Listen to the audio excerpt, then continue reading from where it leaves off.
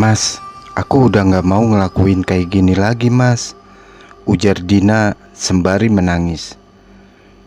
Udahlah, mendingan kamu jagain aja lilin ini supaya gak mati, ucap Arman setengah membentak. Dina yang berlinang air mata mulai menyalakan lilin. Dalam sekejap, suaminya yang duduk di lantai dengan diselimuti jubah kemudian berubah menjadi seekor babi besar yang berwarna hitam.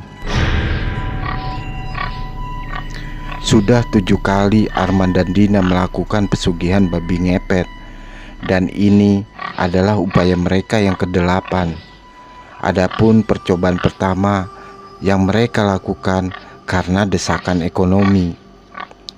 Awalnya, baik Arman maupun Dina tidak memiliki pikiran sama sekali untuk melakukan pesugihan babi ngepet. Dina sudah terbiasa mengurusi pekerjaan rumah, dan Arman bekerja di sebuah pabrik baterai yang berada di kota mereka tinggal. Semua berubah ketika goncangan ekonomi pada pabrik dan tempat Arman bekerja, yang dampaknya adalah gelombang PHK besar-besaran. Arman yang saat itu sudah memiliki jabatan bagus harus tersapu bersama ratusan pekerja lainnya. Peristiwa menyedihkan ini membuat Arman harus luntang-lantung mencari pekerjaan lain. Ia sudah mengirimkan lamaran ke 5 perusahaan yang berbeda, tapi tidak ada satupun yang membalas. Arman berasumsi bahwa penolakan yang terjadi dalam upayanya mencari pekerjaan itu diakibatkan oleh usianya yang hampir menginjak 45 tahun. Uang pesangon pun tidak mereka manfaatkan dengan baik. Baik Arman maupun Dina merasa tidak memiliki kemampuan untuk mengelola bisnis, sehingga mereka memilih untuk menyimpannya, berharap ada peluang bisnis yang cocok untuk mereka kerjakan. Nasib berkata lain. Uang pesangon yang mereka simpan semakin hari semakin menipis, karena uang pesangon yang mereka simpan tidak diiringi dengan usaha mereka untuk mendirikan sebuah bisnis, sehingga terpakai untuk kehidupan sehari-hari. Arman sebenarnya sempat mencicil sepeda motor yang ia gunakan untuk bekerja sebagai ojek, tapi penghasilannya tersebut tidak dapat menutupi kebutuhan keluarganya, sehingga motor tersebut harus ditarik oleh leasing karena putusnya uang cicilan. Sebagai kepala keluarga, Arman bingung melihat keadaan perekonomiannya semakin memburuk. Semua itu diperparah dengan anak sematawayangnya, Hilman, yang sebentar lagi duduk di bangku SMP, harus memerlukan biaya yang cukup banyak. Himpitan ekonomilah yang membuat mereka memutuskan untuk melakukan pesugihan babi ngepet. Berkat bantuan seorang dukun yang dikenalkan oleh teman lama Arman, Arman dan Dina berada di sebuah situasi yang dapat memulihkan keadaan ekonomi mereka.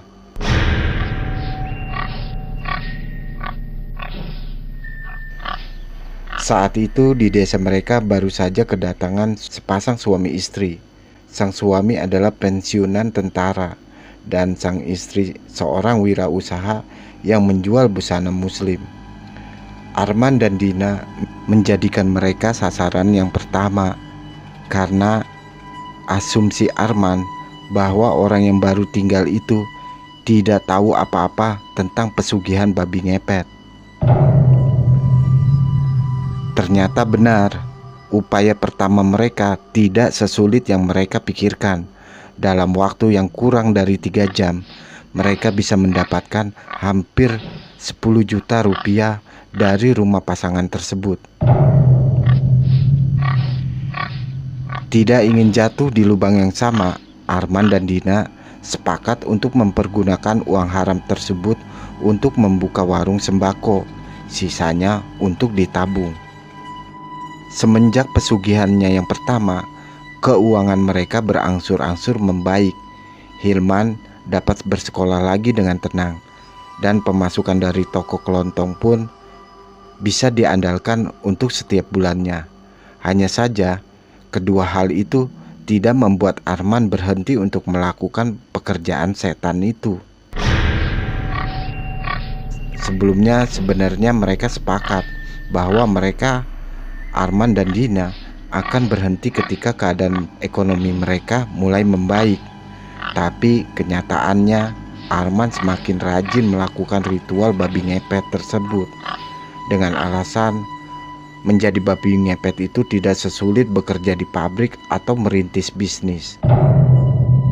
Dina sudah mencoba menghentikan Arman, mulai dari menasehatinya hingga memohon untuk Arman menghentikan pekerjaan ritual pesugihan babi ngepet itu. Hanya saja upaya yang sudah ia lakukan berkali-kali itu dibalas oleh Arman dengan sebuah pukulan atau tendangan. Tak jarang Dina menjaga agar lilin tetap hidup dengan keadaan air mata yang berlinang. Seperti malam ini, ia sudah tidak tahan dengan perlakuan Arman terhadap dirinya, meski sebenarnya ia sungguh menyayangi keluarga kecilnya itu. Arman tiba di rumah sasarannya, rumah Ibu Jamilah. Ia mengincar rumah tersebut karena baru genap 2 bulan ia ditinggal wafat oleh suaminya. Tanpa seorang anak, hanya asisten rumah tangga aja yang tinggal dengan Ibu Jamilah. Arman mulai menggesek-gesekkan hidungnya ke pagar rumah Ibu Jamilah yang tingginya 1,5 meter itu.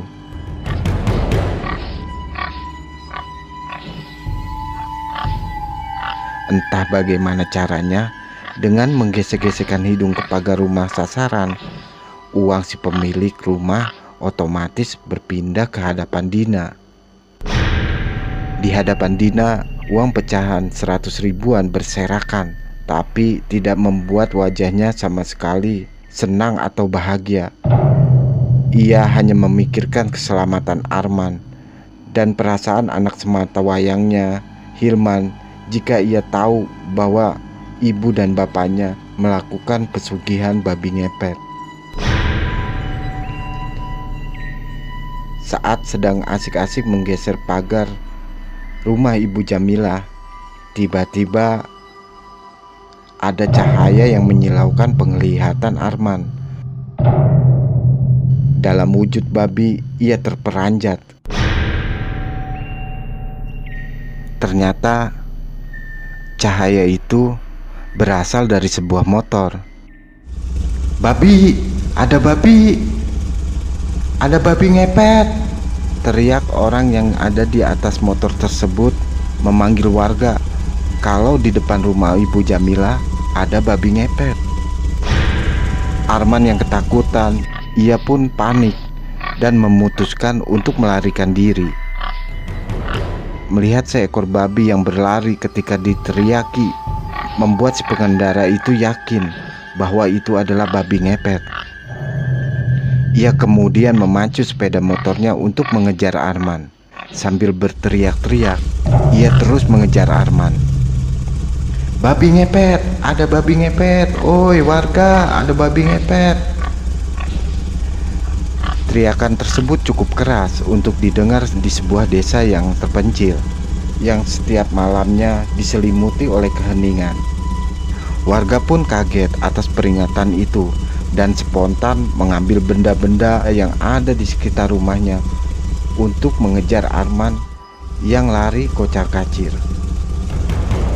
Kesempatan Arman untuk bisa melarikan diri semakin kecil karena ia melihat jumlah warga yang mengejarnya semakin banyak. Beberapa di antaranya ada yang membawa tali dan senjata tajam. Itu membuat Arman semakin ketakutan dan panik. Arman tak tahu lagi harus berlari kemana. Ia hanya mencoba mencari jalan yang sekiranya tidak ada orang. Meski begitu, upayanya untuk menghindar dari amukan warga desa harus gagal karena tembakan dari senapan angin, 2 butir peluru yang menembus pahanya membuat Arman tumbang.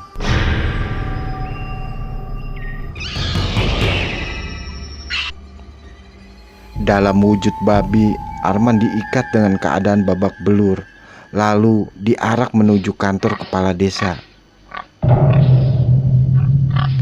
Apa yang dilihat Arman sekarang ini mungkin adalah waktu-waktu terakhirnya, termasuk waktu terakhir bagi dirinya untuk melihat istri dan anak kesayangannya yang terlihat dari kejauhan, membawa 2 tas dan 3 bungkusan besar tanpa ia bisa memanggilnya.